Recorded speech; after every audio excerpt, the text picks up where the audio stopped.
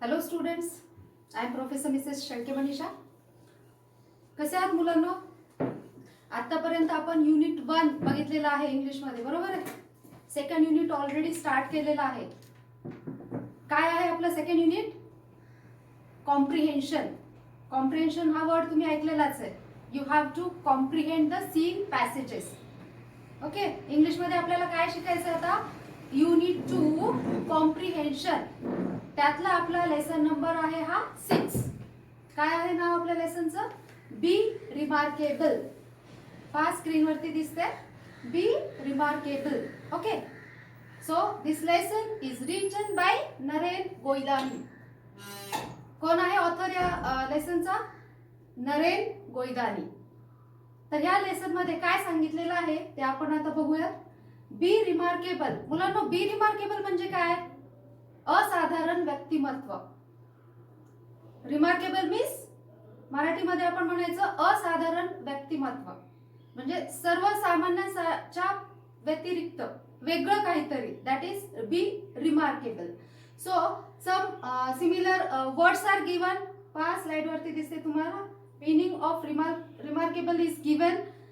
Remarkable means we can say that it is an extraordinary quality. Also exceptional. You are exceptional from others. Also amazing personality. It is also related to remarkable. Then wonderful personality. It is also similar word for remarkable. Also incredible. Incredible India तुम्ही ऐकला असेल. Okay, it is also related to be remarkable. Unbelievable म्हणजे तुम्ही जे काही गुण संपन्न केलेले आहेत त्याच्यावर लोकांचा विश्वास बसणार नाही असं व्यक्तिमत्व. That is called as remarkable or unbelievable. Then also another similar meaning is miraculous, amazing. Okay, striking, outstanding performance, that is also related to remarkable.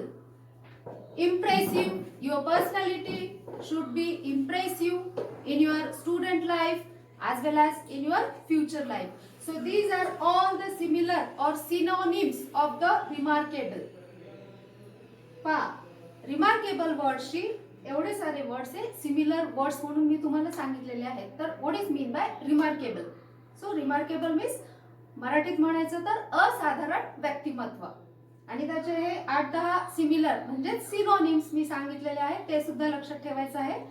Exam मध्ये तुम्हाला फिल इन द ब्लँक्स म्हणा किंवा name what is the similar word for remarkable हा question विचारला तर तुम्ही याच्यापैकी कुठलंही लिहिलं तर तुम्हाला 1 मार्क मिळणार.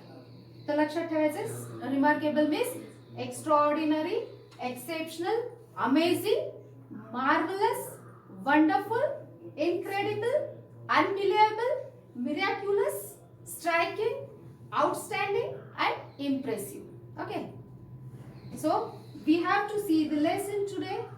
Be remarkable. You should have to be remarkable forever in your life. So lesson सुरुवात करण्याच्या आधी मुलांनो आपली प्री रीडिंग ऍक्टिव्हिटी हा पार्ट असतो, त्याच्याशी रिलेटेड आपण बघूया. So I am going to ask you one question. Can a person be successful in life by only scoring good marks? बघा आन्सर शोधायचे तुम्हाला. काय क्वेश्चन आहे? Can a person be successful in his or her life by only scoring good marks? म्हणजे above 90% मिळाले 100 out of, तर तो मुलगा किंवा मुलगी सक्सेसफुल होतेच का त्याच्या किंवा तिच्या लाईफ मध्ये? हे आपण बघूयात आता. काय असेल आन्सर? कॉमन सेन्स आपलं वापरायचं आहे. So again I am going to ask you question. Can a person be successful in his or her life by only scoring good marks? तर आन्सर काय असेल? Obviously no. It is just the mindset of Indians and Indian parents and aspiring youngster who are manipulated into just cramming up and score decent marks. तर आपल्या इंडियामध्ये पॅरेंट्सची अशी हे आहे व्याख्या की माझ्या मुलाने किंवा मुलीने अबोव 90% मार्क्स घेतलेच पाहिजे, तर हे लहानपणापासून मुलांच्या मनावरती बिंबवलेलं आहे. तर त्यासाठी काय, याला अपवाद आहे हा. हे सगळ्यात जवळपास 90% पॅरेंट्सला वाटत असते की माझ्या मुलाने किंवा मुलीने अबोव 90+% मिळवावे, ते असावंही, पण त्याच्यासोबतच अजून कुठले गुण हवेत हे आपल्याला ह्या लेसन मधून पाहायचंय. तर आन्सर काय असणार आहे? No. And why it is no? Because it is just the mindset of our Indian people, Indian parents, and what they aspire? They aspire younger, means their child, their children who are manipulated into just cramming up and score decent marks. Okay, so this is what it is letting the Indian education system down. तर foreign मध्ये वगैरे पहा, जर comparison केलं कॅनडामध्ये practical education हे त्यांना जवळपास 5th स्टँडर्ड पासूनच दिलं जातं. ते आपल्या इंडियामध्ये कधी दिलं जातं? At the time of graduation किंवा पोस्ट ग्रॅज्युएशन. प्रॅक्टिकल नॉलेज तिथपर्यंत आपलं फक्त थिअरी आहे, थिअरी. ओके, तर फॉरेन कंट्रीज मध्ये एज्युकेशनची व्याख्या थोडीशी वेगळी आहे. तिथे 5th स्टँडर्ड पासूनच मुलांचा कल ओळखला जातो की ह्या मुलाला कशामध्ये इंटरेस्ट आहे, त्या पद्धतीने त्याला पुढचं एज्युकेशन दिलं जातं. पण आपल्या इंडियामध्ये तसं नाहीये. So this is what is letting the Indian education system down. त्याच्यामध्ये काय, डॉक्टर APJ अब्दुल कलाम, एक एक्झाम्पल देते मुलांना, त्यांनी हा प्रयत्न केला होता. आता ते आपल्यामध्ये नाहीये, पण त्यांचं एक विजन होतं, विजन फॉर 2020, म्हणजे आता जस्ट आपण 2020 मागे गेलेलं आहे. तर ह्या वर्षापर्यंत इंडियाला त्यांना ग्रेट 8 कंट्रीज मध्ये नेऊन ठेवायचं होतं. हे त्यांचं स्वप्न होतं. आता त्यांचे जे फॉलोअर्स आहेत ते त्याच्याशी काम करतच आहेत, पण डॉक्टर APJ अब्दुल कलाम यांचं स्वप्न होतं की इंडियाला ग्रेट 8 कंट्रीज मध्ये नेऊन ठेवायचं. तर त्याच्याशी रिलेटेड हा एज्युकेशनचा एक पॉइंट त्यांच्या माइंड मध्ये होता. तर कळलं, can a person be successful in life only scoring good marks? तर no. And we need to change out thinking and mindset of our Indian people, Indian parents. त्यांची मानसिकता आपल्याला बदलायची आहे. सपोज एखाद्या मुलाला 90% मिळाले मेडिकल इंजिनिअरिंगला, त्याचा नंबर लागला, ओके, पण बाकी समाजामध्ये वावरताना ते प्रॅक्टिकल नॉलेज त्याला आहे का, हे आपण कसं ऑब्झर्व करणार? त्याच्या कलागुणांनुसार. तर ते आपल्याला डेव्हलप करायचं आहे. So we need to change out thinking and mindset of our Indian parents. Okay, second question आहे मुलांनो, how can you be different from others? आता ऍज अ स्टुडंट, सपोज क्लासमध्ये 60 मुलं असतात, तर सगळ्यात सेम असतात, पण त्या 60 मध्ये आपण वेगळे कसे ठरणार आहोत हे तुम्हाला या लेसन मधून शिकायचं आहे. How remarkable you are. So first thing you have to acceptance, your mind. You have to accept. What you have to accept? Before you even think of learning, how you be a different from the crowd. तर तुम्हाला accept करायचंय की मी ते करू शकतो का? Yes. So that is one thing you have to accept yourself, that is acceptance. Question कळलेला आहे? How can you be different from others? So you have to accept your reality. Second is be real. So after accepting yourself, who you are, what are the qualities are within you, you need to be in charge of everything that defines you. आणि तुम्ही एकदा तुमच्या mind मध्ये fix केलं की मी स्वतःला ओळखलेले, माझ्यामध्ये qualities काय आहेत, ह्या सगळ्या गोष्टी लक्षात आल्या, तर तुम्ही automatic you will be different from other students. Okay, so be real. First point आपण बघितला, acceptance. You have to accept yourself, whatever qualities you have within you. Okay, second point आपण बघितला, be real. थर्ड काय आहे? say no to comparison. आई वडील काय करतात घरी? बघ तुझ्या मित्राला एवढे मार्क्स मिळाले, तुला एवढेच मिळाले. so ask them, don't compare me with others. so your thoughts may be mess up means get confused with your brain by comparing yourself to others. तर जेव्हा आपली तुलना दुसऱ्यांशी केली जाते, पहा तुम्ही घरी अनुभव घेत असाल, तुमची आई तुमच्या मित्राशी तुमचं किंवा मैत्रिणीशी कंपॅरिझन करत असेल, बघ ती किती हुशार आहे, ती किती छान अभ्यास करते, हे जर तुम्ही ऐकलं तर तुम्हाला राग येतो, साहजिकच आहे, obviously. So it is your duty to say no for your comparison with others. So it means your thoughts may mess up, म्हणजे गोंधळ तुमच्या माइंडमध्ये सुरू होतो जेव्हा तुमचं कंपॅरिझन इतरांशी होतं. So your thoughts may mess up or get confused with your brain by comparing yourself to others. Okay. Next thing is brand yourself. आता तुम्ही आहात आणि ते आहेत व्यक्ती. मी आहे, तो आहे, अशी माइंड मध्ये कल्पना गृहीत धरायची आहे तुम्हाला. So make brand for your self. So your personal brand is the unique combination of your skills and experiences that make you. तर प्रत्येकामध्ये काही स्किल्स असतात, एक्सपिरियन्सेस असतात, ते स्वतःने डेव्हलप केले तर तो ब्रँड तयार होतो. तर तो तुम्हाला करायचा आहे. By learning this lesson be remarkable. So brand yourself म्हणजे काय करायचंय? Your personal brand is the unique combination. तुमच्या माइंडमध्ये ज्या काही आयडियाज आहेत, थॉट्स आहेत, व्ह्यूज आहेत, स्किल्स आहेत, एक्सपिरियन्सेस आहेत, ते तुम्हाला skills and experiences you have to combine and that make you your own special brand. Okay. Next is effective personal branding will differentiate you from other professional in your field.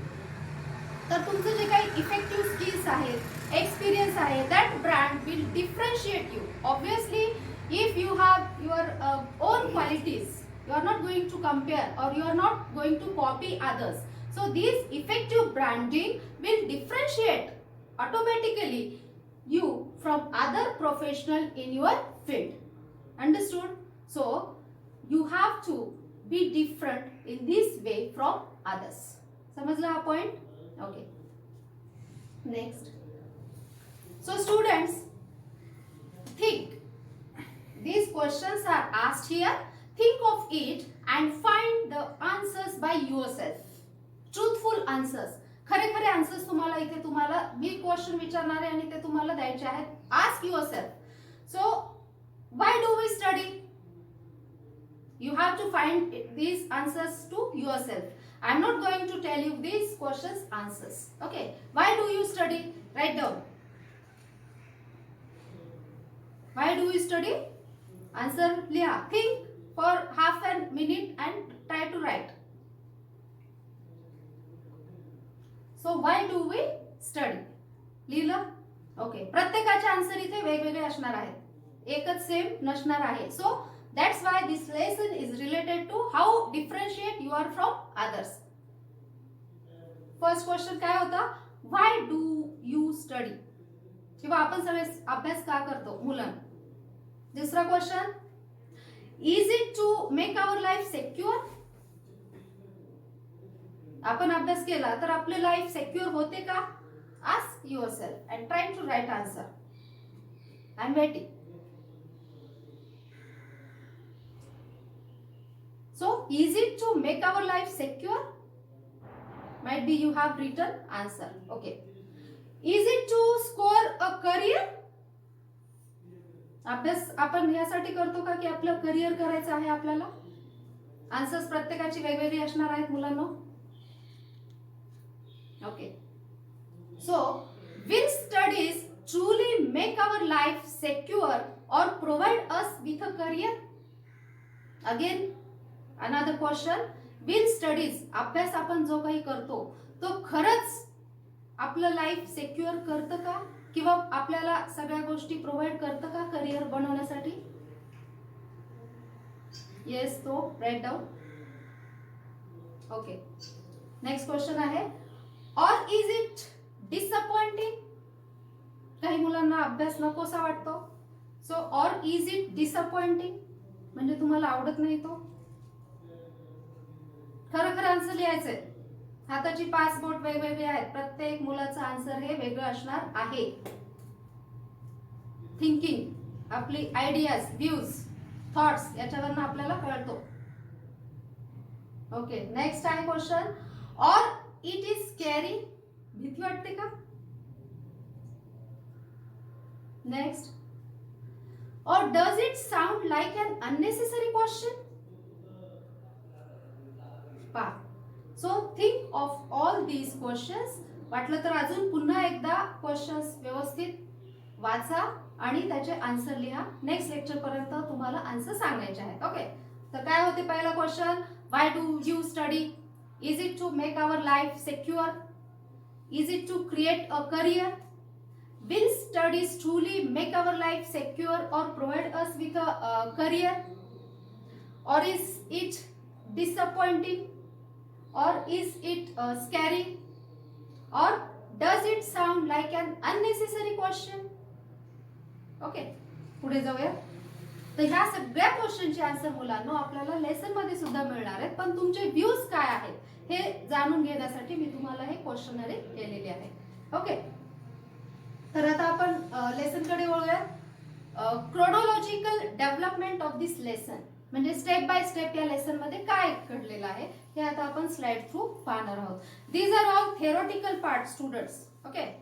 10वी पर्यंत तुम्ही English मध्ये text book मध्ये lesson शिकलेले आहात, त्या पद्धतीनेच हे लेसन्स आहेत. आपल्याला 9 लेसन्स, त्यातला हा बी remarkable.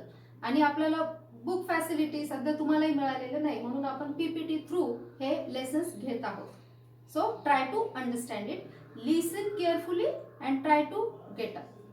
So we have lived in our entire lives thinking when we complete our studies and the world will be waiting with open arms to give us great opportunities and reward us handsomely.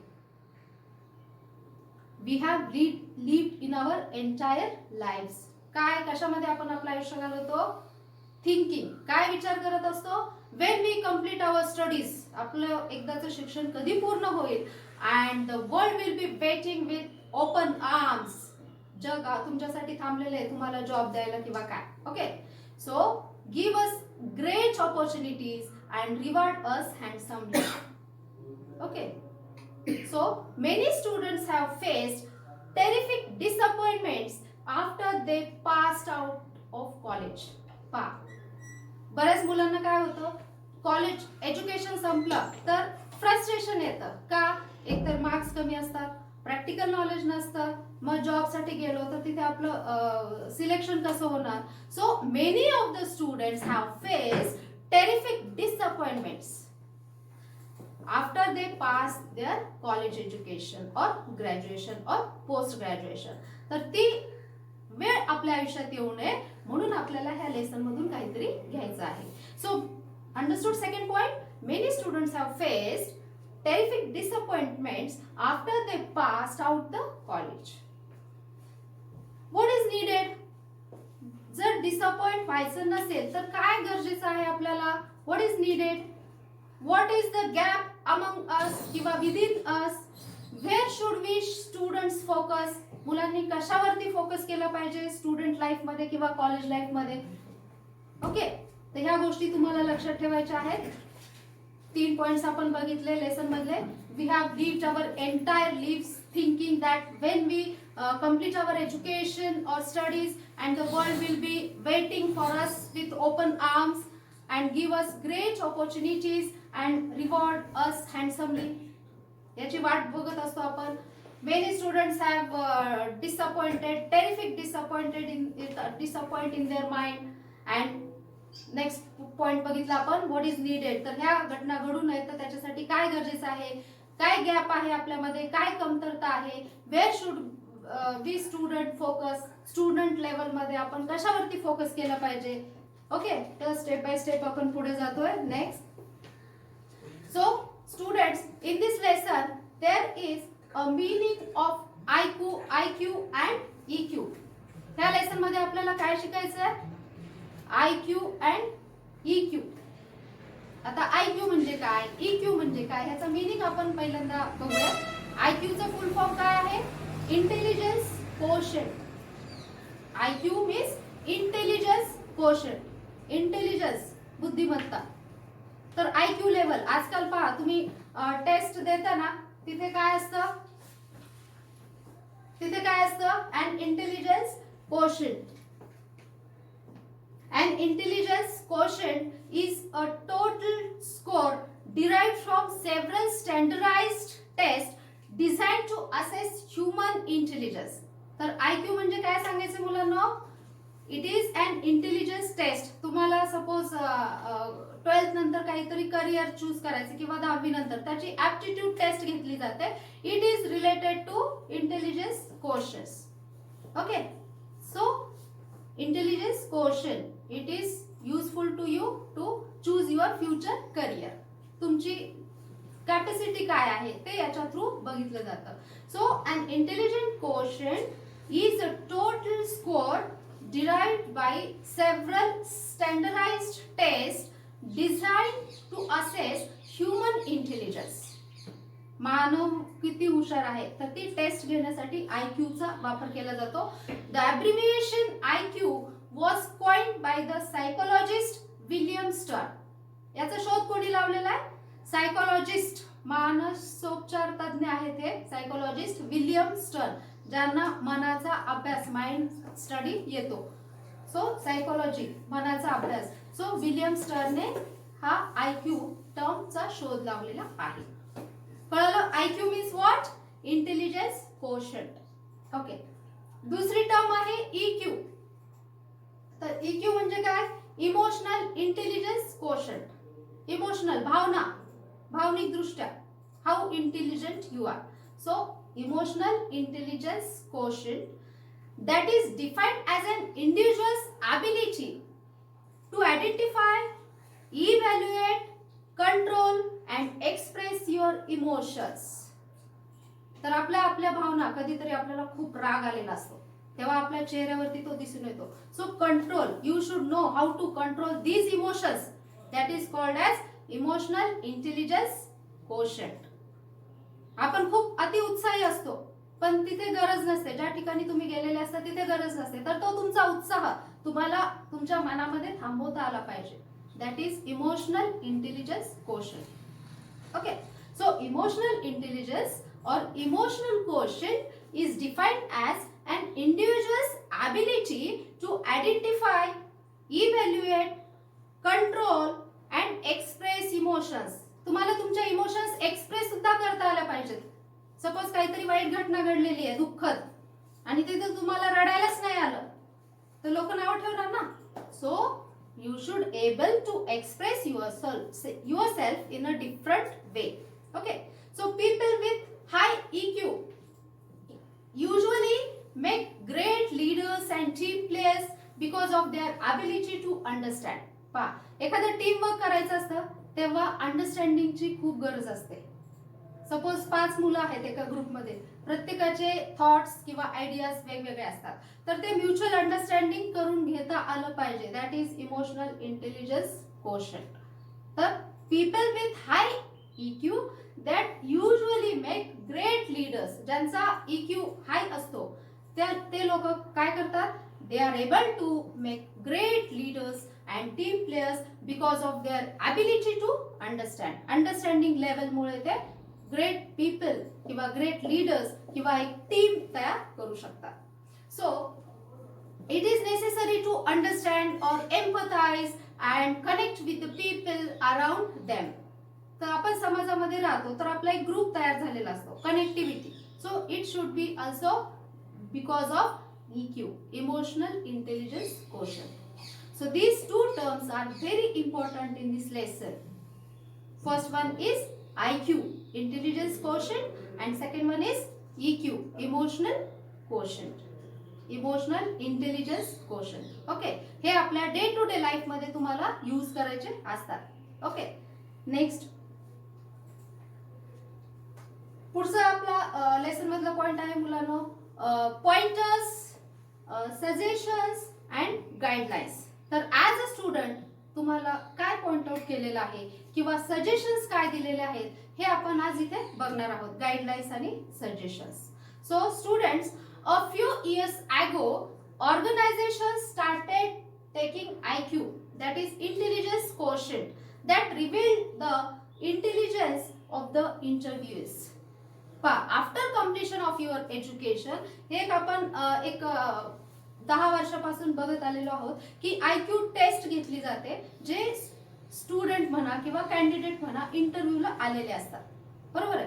तर त्यांची IQ taste HR department कडनं घेतली जाते. नवीन formula interview साठी केलं जातं. कारण बऱ्याच वेळा काय असतं, क्वालिफिकेशन इज गुड बट जे काही एक्सप्रेस करायचे आहे practical knowledge is not good असं समोर आलेलं होतं. त्यामुळे हे HR डिपार्टमेंट कडून हा नवीन युक्तिवाद तयार केलेला आहे, IQ test. So a few years ago organizations असतील किंवा कंपनीज असतील, इंडस्ट्री असेल, त्या कंपन्यांमध्ये किंवा एज्युकेशन सिस्टीम मध्ये they started taking IQ test, that is intelligence quotient of the candidates, that revealed the intelligence of the interviews, how intelligent you are. त्या taste वरून तिथे तुम्ही जे तुम्हाला अपॉइंट करणार आहेत त्यांना तुमची आयडिया येते. म्हणून ही IQ टेस्ट सुरू केलेली आहे. तुम्हाला सुद्धा after completion of your education you have to go through this stage. Okay, so the HR department, human resource department असतं. आता प्रत्येक कंपनीमध्ये किंवा ऑर्गनायझेशन मध्ये मुलांनो HR डिपार्टमेंट असतात. तिथून तुमचं इंटरव्ह्यू तुम्हाला क्रॅक करायचा असतो. तिथे तुम्हाला सांगितलं जातं की what you have to do. So the HR department of organizations they realized even when candidates come to them with good marks and most of them were not qualified for the work. तर HR डिपार्टमेंटने काय केलेलं आहे, काय त्यांच्या निदर्शनास आलेलं आहे, त्यांच्याकडे जे काही कॅन्डिडेट्स येतात त्यांचं क्वालिफिकेशन तर खूप छान असतं, परफेक्ट असतं, डिस्टिंक्शन असते, but they were not qualified to do the job. कसं काय निदर्शनास आलं? Due to this IQ taste.